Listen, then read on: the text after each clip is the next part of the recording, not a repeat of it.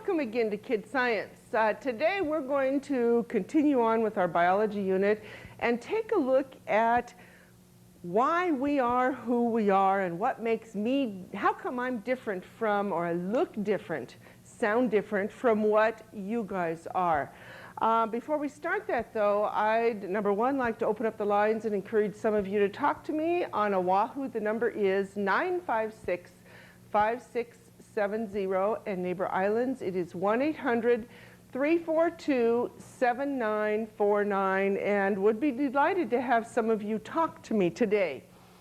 I want to go back before we go on with who I am and who you are though, and take a look at some of the bacteria that started to be grown last week. And remember that bacteria, when it's in a healthy environment, like the medium is what it was called, that we grew it on, the jello, and we had added some sugar to it.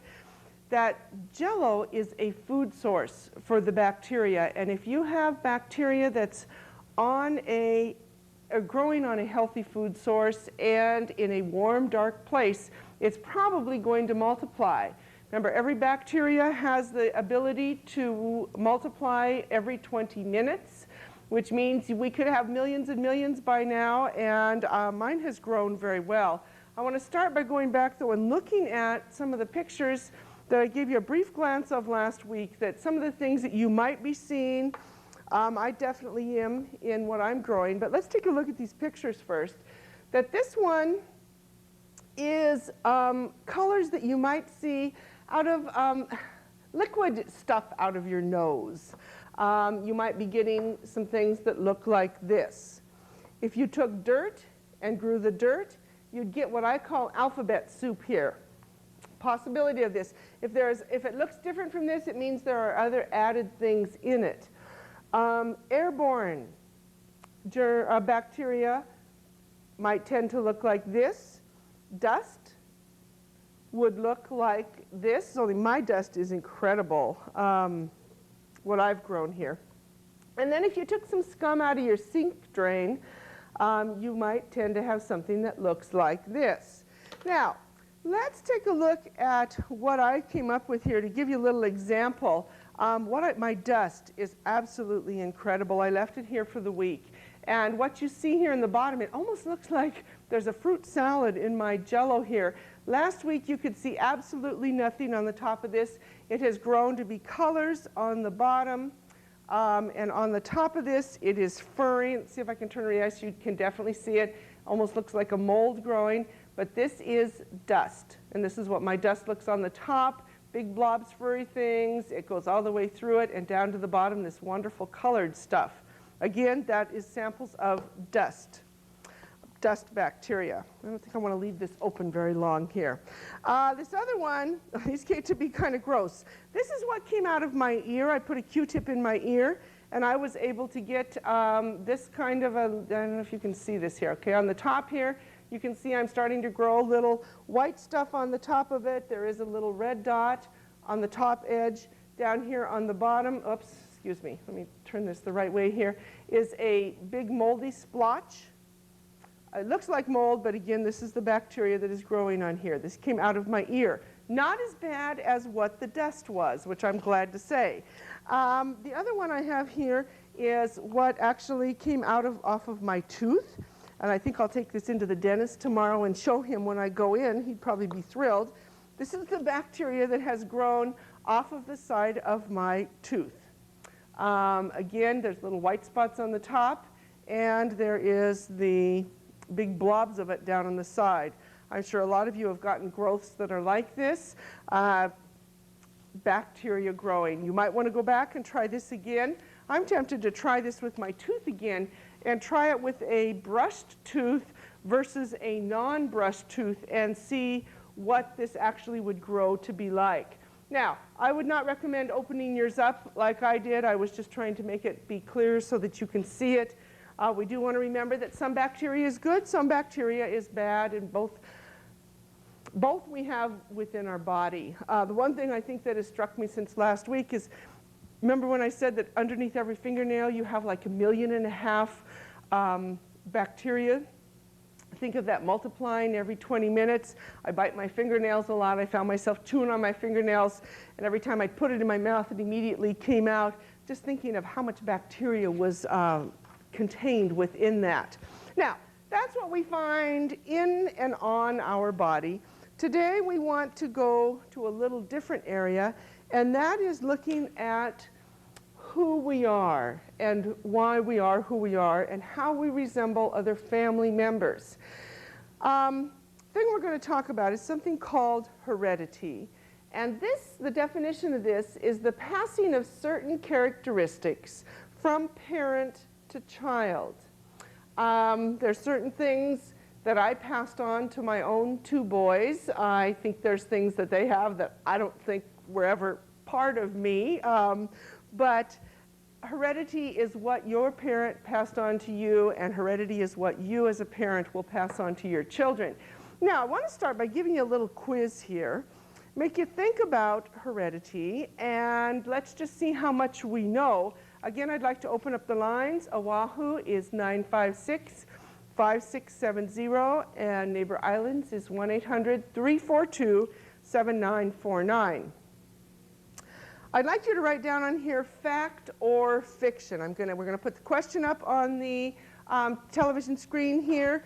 Think about it for a couple of seconds. Write down, this is like a true or a false, and then I will give you the answer. Let's see how much we know about this. First question is, man is the highest of all animals.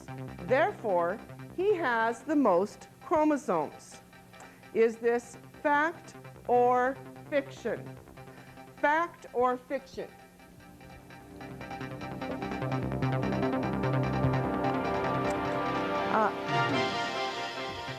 Answer to this one is fiction, that man does not have any more chromosomes than other animals that exist. That is fiction. Okay, question number 2. An injury suffered in an accident will be passed on to one's children. Fact or fiction?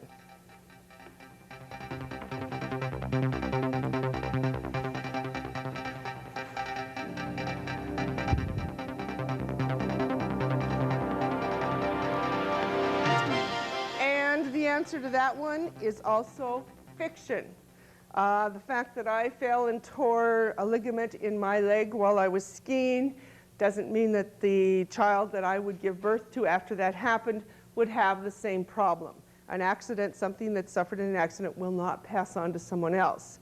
Number 3, if your parents both have brown eyes, you will certainly have brown eyes. Fact or fiction?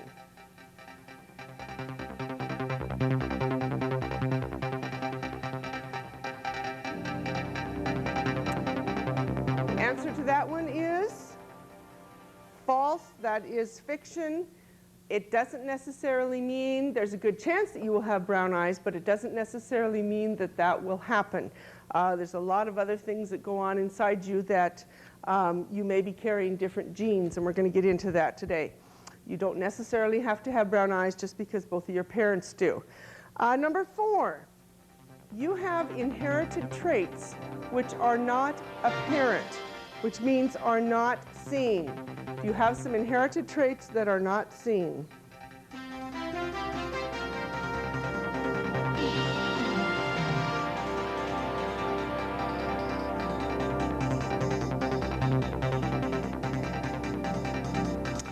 The answer to that one is true. You have inherited traits that are not apparent. These traits, you have traits that are inside you that you might not see on your body, but you could pass these on to your own children and have a little different traits come out on them. So not all of your traits can be seen. Number 5, hereditary traits are carried from parent to child through the blood. Are hereditary traits carried through the blood or not?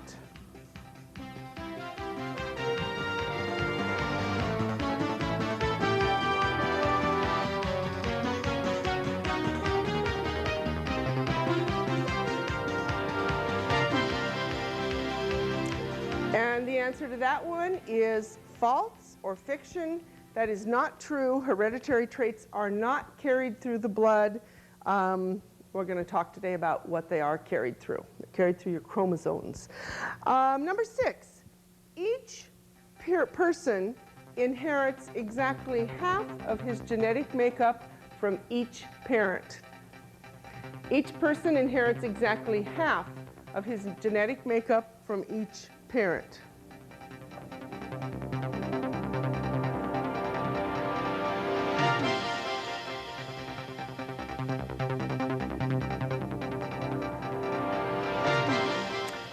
The answer to that is true. You get half of your genetic makeup from each of your parents.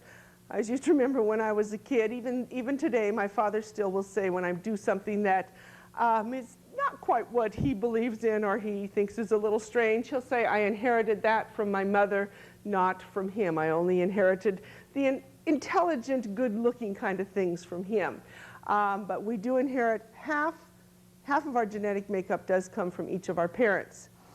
Number 7, you inherit more from your mother if you are a girl.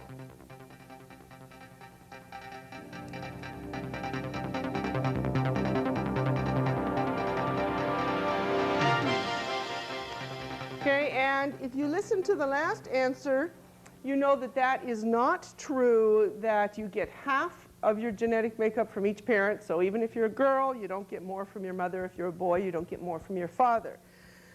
Number 8, a parent may give a trait to his child without ever having the traits himself.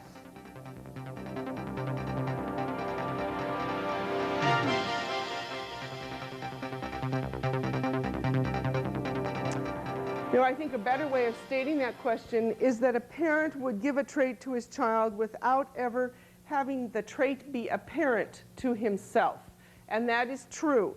And those are those things that I passed on to my children that we don't see in me at all, that I have these traits, I passed them on to my kids, they might show them.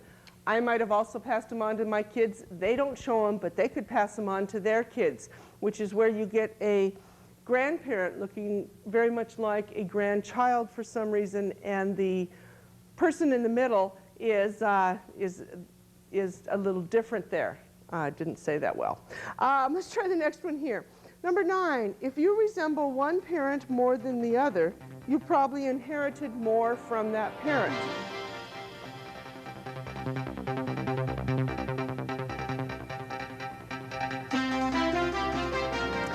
Okay, and the answer to that is false. You did not inherit more, but you inherited stronger genes or more dominant traits from one parent than the other. And we're going to get into that. So it's not that you have more, it's just a more dominant or stronger trait. Number 10, you have all the hereditary traits you are ever going to have at birth. True or false? You have all the hereditary traits that you are going to have starting at birth.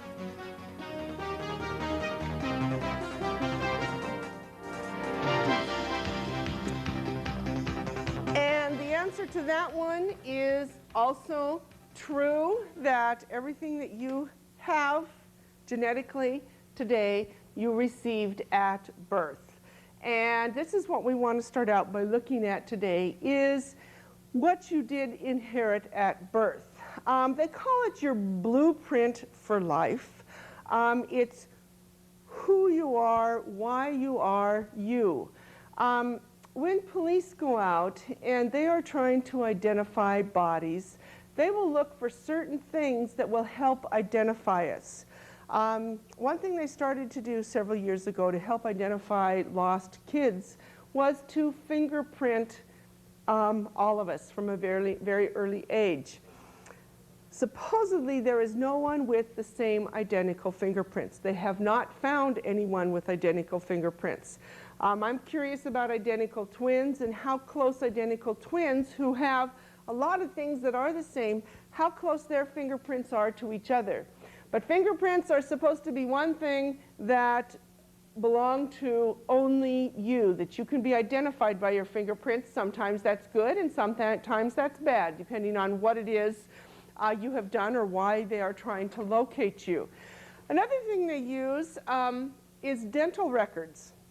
And dental records are used to look at where you have fillings, where you have chipped teeth, or that kind of thing, that I think it would be very rare that anyone would have the exact same kind of fillings in the exact same places.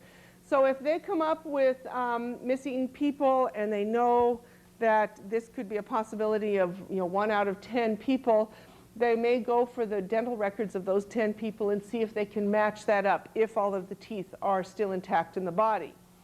Another way they can start to identify you is by your blood type. It's a start. They cannot tell you alone by your blood type. But when you combine these other things together, it helps to come up with an identification of someone. And what they've started to do in the last several years is go for your DNA, which looks real specifically at your genetic makeup. And DNA first came to really be talked about during the O.J. Simpson trial, and using DNA to really try to identify certain things within that trial. Now, let's go back to the beginning here and let's take a look at how all of this starts. And if you would take out a pencil and some colored pens here, please. I would like you to take a few notes with me, and we're going to do this basically in the form of drawing things. Let's start with the beginning of life and how did we get to be who we are. We start out with an egg, and the egg is joined by a sperm. Make a little sperm here that joins the egg, and when the egg and the sperm join together, we come out with a fertilized egg cell. So on here, let's write down when the egg and the sperm join together, we come up with a fertilized egg. And this fertilized egg is actually a single cell. And we talked about cells earlier. A single cell. And within that single cell, there are 46 chromosomes. Let's just write down here that there are 46 chromosomes. C-H, R-O-M-O, S-O-M-E-S. 46 chromosomes.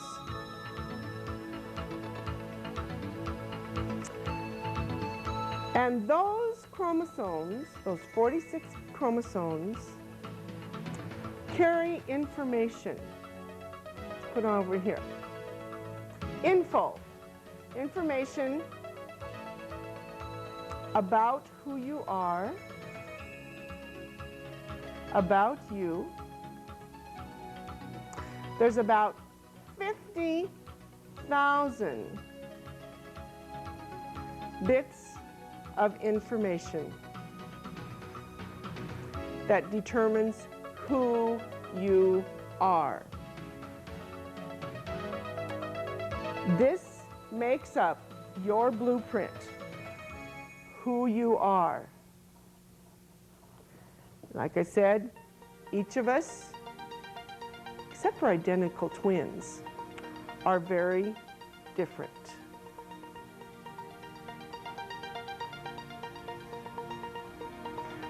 Okay, now let's take a look at what happens when, after this sperm joins up with the egg, we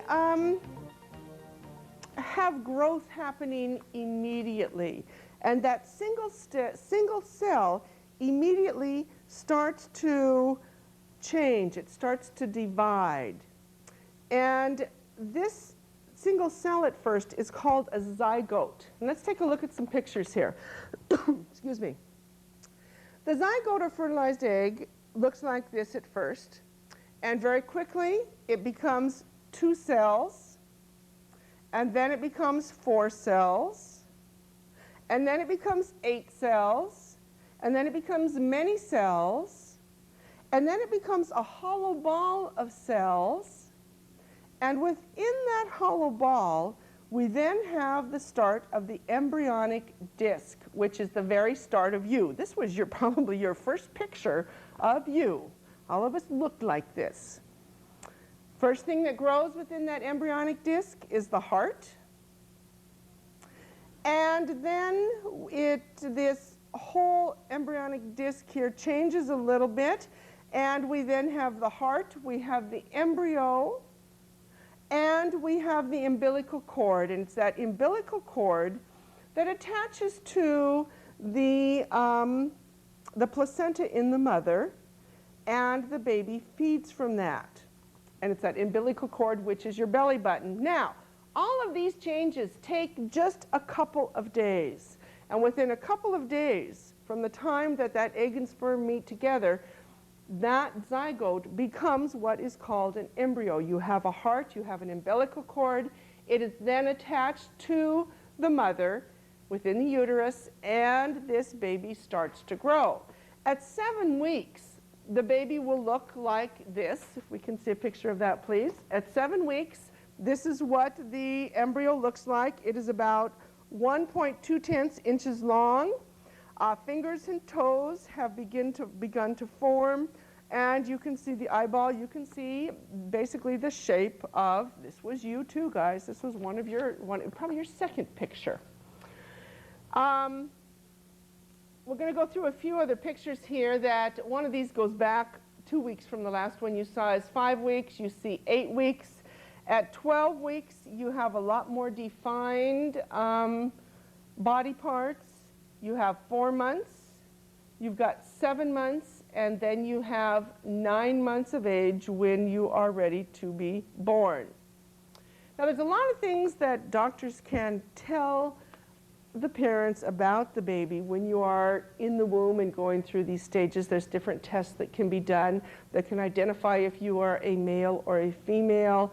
They can take pictures now that they can see through the mother's uterus and through the layers of skin there, and actually see the shape of the body. They can hear the heartbeat.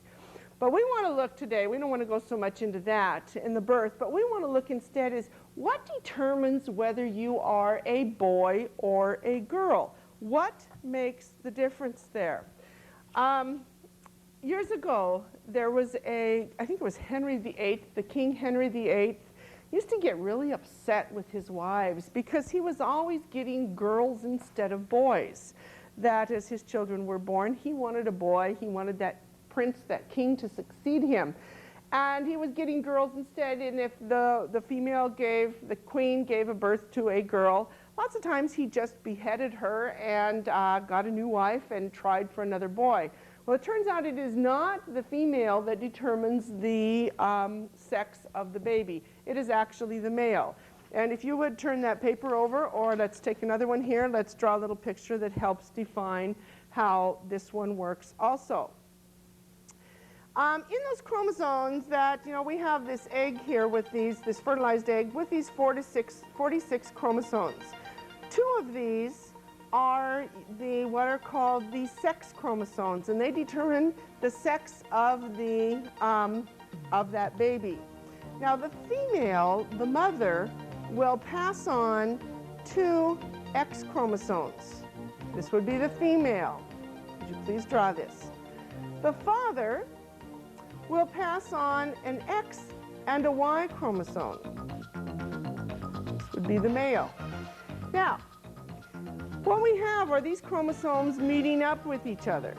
And if we get an X chromosome from the female and an X chromosome from the male, we come up with 2 X's, which is a female.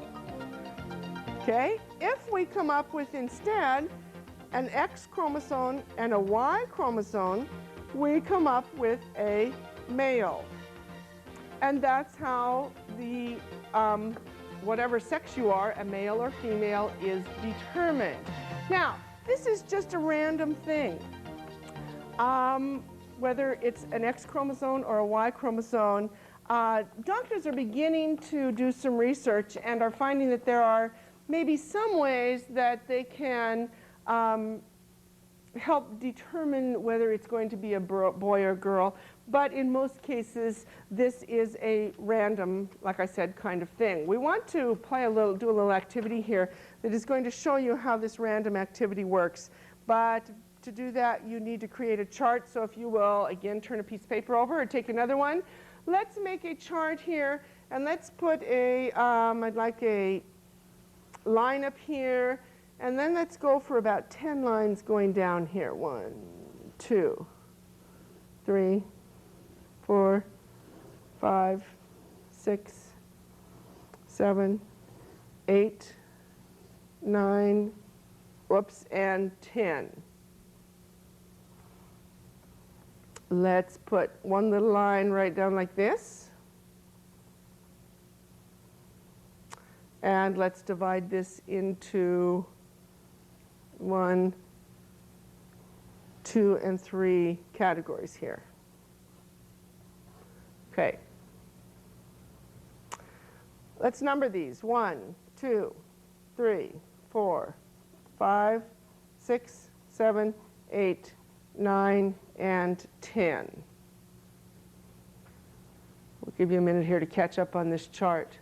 On the first one, will you write X chromosome? Let's put dot, dot, dot. And then down here, will you put a little dotted line going down the middle? The next one, let's put Y chromosome. Again, let's put a little dotted line down through here.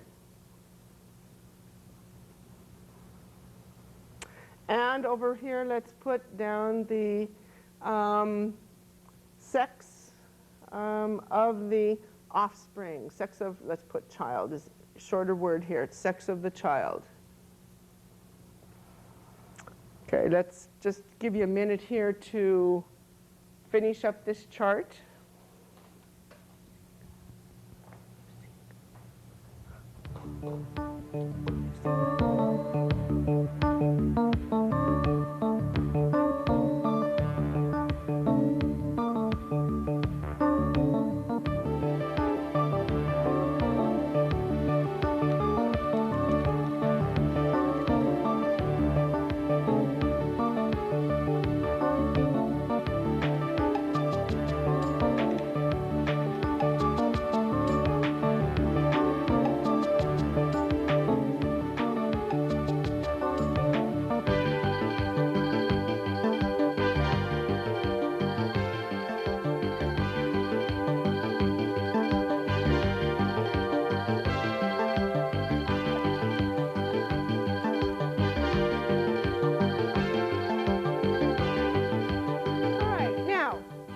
What you're going to do is to go through a random activity here to see how often the chances are that the baby is a boy and how often the chances are that it is a girl.